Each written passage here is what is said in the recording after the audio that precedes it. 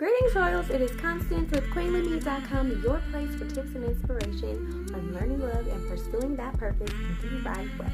Okay?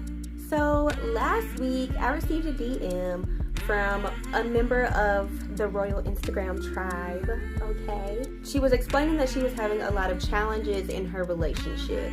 She's not sure about the relationship she's in. There's several red flags, but she's trying to just stick with it. That maybe she's afraid of being alone, but she doesn't know what to do. And she does have a son, so that puts a little more pressure on the situation. I don't know exactly what the red flags are that she was referring to, but I asked her if I compiled some serious deal-breaking red flags, if that would help her out. And she said yes, and I told her, hold on till Wednesday, girl, because so whether you are dating somebody, about to date somebody, seriously considering marrying someone, if you are just single as a dollar bill, these are still really good red flags to know and to be aware of, because they may or may not break the whole deal, okay? You might have to throw the whole thing away, but you might not.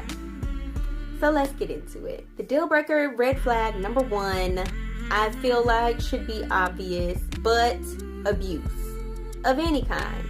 Physical, mental, verbal, emotional, financial.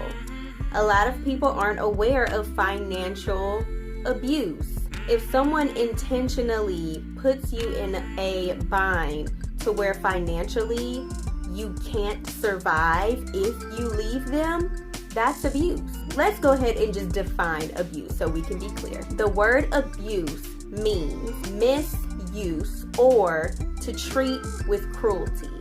So when someone misuses you, when they misuse money to control you, when they misuse their mouth to abuse you, when they misuse your feelings to manipulate and deceive you, that is abuse.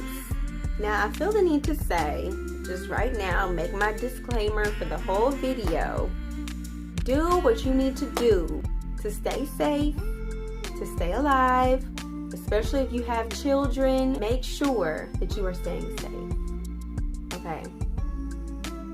I'm just gonna put that out there. The second deal-breaking red flag is communication. Relationships survive off of communication.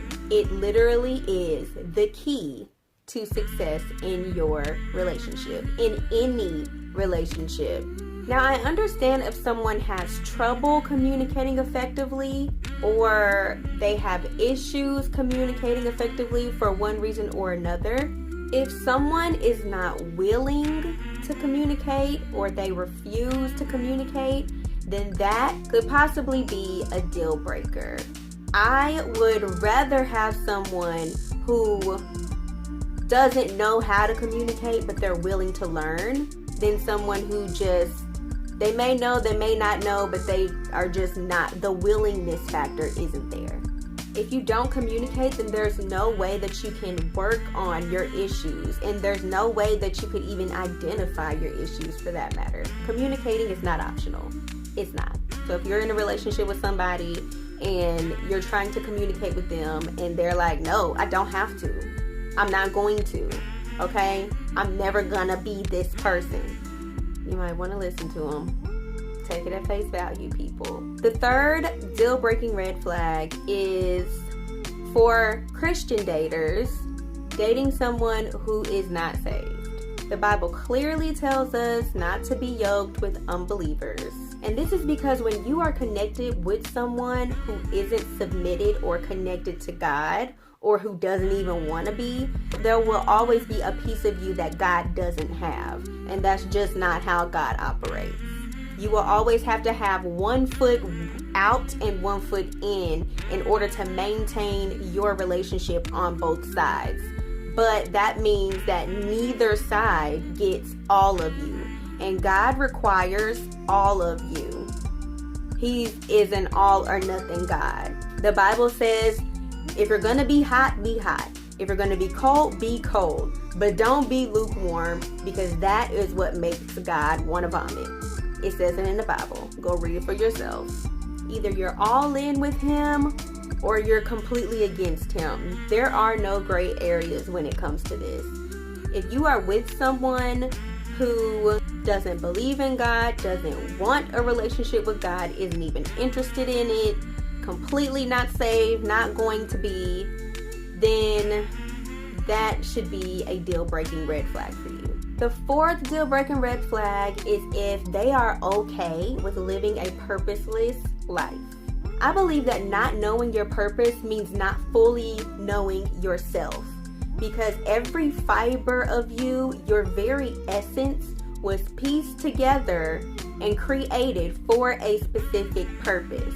And if you don't know what that is and you're not working towards discovering that and walking in it and pursuing it, then you will never know the fullness of who you are. And if you don't know who you are, there's no way you can offer yourself to someone else.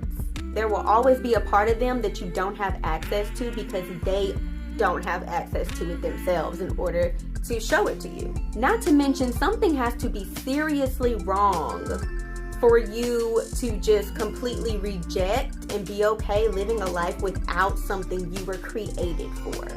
What would you think about a fish who was okay just laying on the ocean floor, when every piece of it, its fins, its shape, its flippers, I don't know, its scales, everything about a fish was created for it to swim? And if you see a fish that is just fine laying on the ocean floor, not swimming, not trying to learn how to swim, not asking nobody to teach it how to swim, your first thought is the fish is dying, okay? The fish is sick, something's wrong with the fish needs help. It's the same thing with your purpose. You were created to do that, and you can never be yourself without fulfilling that purpose. It's always going to be a hole in you. There's always going to be a piece of longing in you because you are not fulfilling your essence. And if you have a desire to go forward in life and pursue your purpose, then you don't need to connect yourself with somebody who's living a life in part. The fifth red flag is if they are a void filler. And I kind of talked about this in one of my captions on Instagram last week. The expression fill a void is actually contradictory because a void is a bottomless pit. You will never ever in a million years be able to fill a void or satisfy a void. It's always going to need more. So a person who has those insecurities in a relationship will only be concerned with feeding their bottomless pit. This means that they will not only not be able to feed into you, but they will always be requiring something from you. An endless amount of affirmation, of reassurance, of confirmation. It never ends. That's why being in a relationship with someone who is insecure is so draining, because nothing you say and nothing you do is going to fill that void for them. Voids have to be completely removed, and only God can do that. So if they are looking to you to fill a void that they have, and they're not willing to go to God and seek what they need from Him, then it's probably not going to work. You're never going to be able to get what you need from the relationship. You are going to be the giver and they're going to be the taker, and it's going to be because of their bottomless pit. It's ruthless. It's demanding. If it doesn't get fed, it is vicious. It causes you more trouble to refuse to feed it than if you just give it what you have. Like here, bottomless pits are Debo, okay? They're snatching things up. It's like here, I cannot deal with you today, Debo. Just take it. Just take it, okay? Just take it, because I ain't got it today. And you never will have it, because you're always going to be giving it. The final deal-breaking red flag is they repeatedly are making the same mistake over and over and over. The expression goes, fool me once, shame on you. Fool me twice, shame on me. And every other time after that, shame on me. Shame on me, shame on me, shame on me. When you keep making the very same mistakes, you can make a million mistakes. That's fine. But when you keep making the same one over and over again, at that point, it's a choice. So if they continue to lie, to cheat on you, if they continue to cancel your date nights, if they continue to not keep their word, this is a decision that they're making. These decisions are a complete disregard for respect towards you and how those things make you feel. And that's not somebody that you want to be with. We've got to stop dating potential and see actions for face value. I have this problem myself. I have a gift, an anointing, whatever you want to call it. But when I see someone, I can see their potential. I can see all that they can be. But this is the issue. Just because someone has potential doesn't mean they're interested in reaching it. And when you are in relationships, you have to balance accepting someone for exactly who they are as if they never will change, while seeing them in their future so that you can challenge them and help them to go forward. If you are dating somebody right now, or if someone comes into your life in the future, ask this question about them to really see where your heart and mind is. If they stayed just like this for the rest of our lives, would I be okay with that? Because a lot of times, even especially as women, we can see like, okay, well, if he starts dressing like this, if he starts getting a haircut like this, we gotta go get those teeth fixed, get him some new shoes. Maybe I could talk him into getting a new job. You know, my uncle has a business. Maybe I can, finagle some things. And then maybe, yeah, that'll work. But what if none of that happens, sis? Then what? We've got to stop dating potential, and we've got to stop going into situations with the intention that maybe things will change. And there are exceptions to the rule. That's why I don't like making definitive statements about relationships, because there are so many stories that's like, y'all, when we first started, it was like this, but praise God, because now it is like this. But here's the issue with that. Everybody wants to think that they're the exception. And it is called an exception for a reason, because it's not common. This is why it's so important for you to go into prayer and seek God about your relationships. Because if you are that exception, there are going to be things that's like, everything is telling me to give up on this person. But God is just giving me a peace about going forward. And he's giving me everything that I need. God will tell you what to do. And if you happen to be the exception, okay, cool, bonus. But don't put your eggs in that basket. Listen, the fact is you are single. If you're not married, you're single. I don't care how long you've been together. I don't care how long you've been engaged. If you're not married, you are single. There are things as a single person you do not have to put up with. Hear me, please, because I think a lot of single people think, oh, this is just the cost of being in relationships. This is just what I got to deal with if I'm going to be in love. This is just what comes with the package. It's not. You don't have to go through this stuff, okay? This should not be the norm in relationships. You do not have to stay in these situations thinking that if you prove your loyalty, that things will change. You should never feel like you are stuck in a situation. You always have a choice. And don't be afraid. Don't be afraid to choose yourself. Don't be afraid to choose being alone versus being disrespected. Don't let your fear make your decisions for you.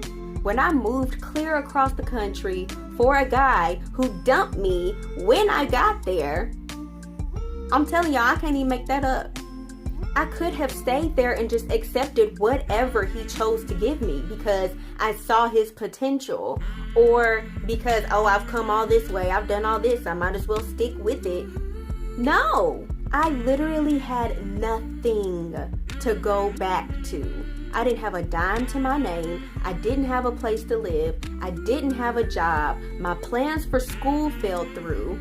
All I had was what could fit in my Chrysler Sebring on its last leg, y'all. That's all I had. But I remembered randomly just bursting out loud. I don't care if I have to live in a cardboard box. I will never put myself in this situation ever again. No amount of fear in that moment and at that point in time, still to this day, could overpower my desire to get closer to what I actually deserved. I didn't care if I had to spend my life alone. I am never going to accept something that's less than what I deserve. Never again. You have to say never again. You have to get sober about the relationship that you're in. And if it's what you deserve, cool, go forward. But if it's not, don't accept less. If you want to hear more about that story, I call it my ex horror story. You can find that in my book, Forgiving Your Ex. The link for that is going to be down below. It's on Amazon, so you can download a free sample, but I do hope that you would get the whole thing because it will change your life. I'm telling you it will.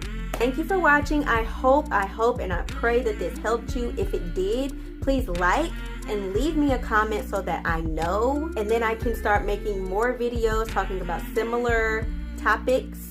Go ahead and subscribe if you haven't already. Follow me on Instagram at Constance D. Gordon. And if you would like to join other royals who are not playing about this purpose, okay? We are getting our purposes done. We are living fulfilling single lives, but we're also preparing for those relationships of our dreams. Then join us at queenly.me on Instagram, and we can all do together because it literally takes a village. Thank you for watching, and I will see you same place next time.